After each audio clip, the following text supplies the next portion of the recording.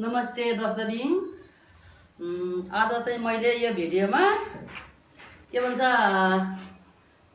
पकोडा आलु पकोडा फरेरास आलु पकोडा बनाएको छु कि भिडियोमा मैले आज चाहिँ अलिकता यसो बसेको बिहालो भिडियो राख्नु कि भनेर चाहिँ बनाएको। अनि अलिकता के अरे भिडियोमा चाहिँ सानो यति टुक्रा भिडियो बनाएर मेरो दर्शकहरूलाई देखाउँ कि भनेर चाहिँ देखाउनु पनि यसो बसेर बातचित गर्नु पनि दर्शकबिनहरुसित रमाइलो लाग्छ क्या मलाई यसरी बोलेको।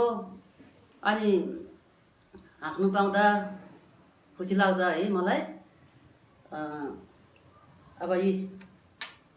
अब कोही छैन घरमा, म एक्लै छ है, म एक्लै छ। अब बनाउँदै खाँदै गर्ने त हो, अब के गर्ने बनाउँदै खाँदै गर्ने हो।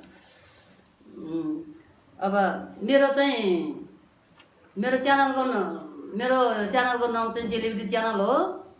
हजुरहरू सबैलाई स्वागत छ यो चेलीबेटी च्यानलमा। म धेरै बोल्दैन, यति टुक्राहरू मात्रै बोल्छु। अब म हातर जस्तो पनि छ है। अनि अलिकता यसो बोलौँ कि एक दुई वचन बोलौँ भनेर चाहिँ बसेको हो भिडियोमा। अब मेरो भिडियो कस्तो लाग्छ हजुरहरूलाई, अब यो सानो भिडियो एउटा टुक्रा भिडियो कस्तो लाग्छ हेरिदिनु होला। के अरे लाइक सब्सक्राइब गरिदिनु होला। राम्रो भएमा अब के बोले है। अब बोल्नु त अब के बोल्छ अब खै। अनि अब त्यस्तै हो। अनि हजुरहरूले अब फलो गर्नु होला है।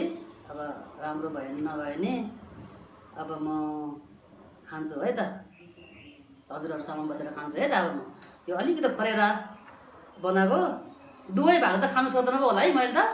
बिस्तारै खानुपर्छ जस्तो लाग्यो क्या, अलिकति खाएर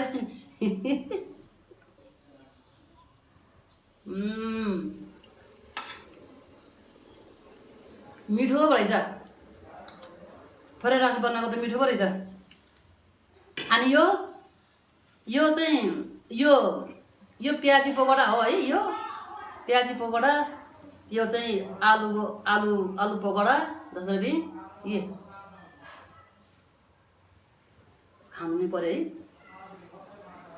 खाएर ल।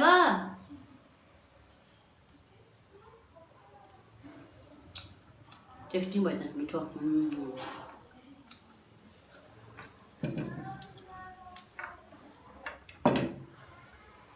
यो सानो भिडियो कस्तो भयो हेरिदिनु होला।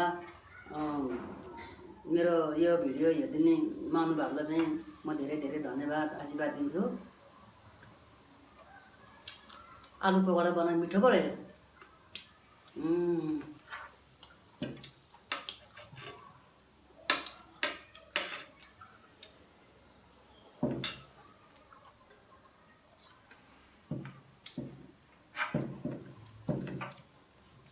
ल म हजुरहरूसित अब बोल्नु त हुन्थ्यो है। अब के गर्ने, बोल्नु त हुन्थ्यो।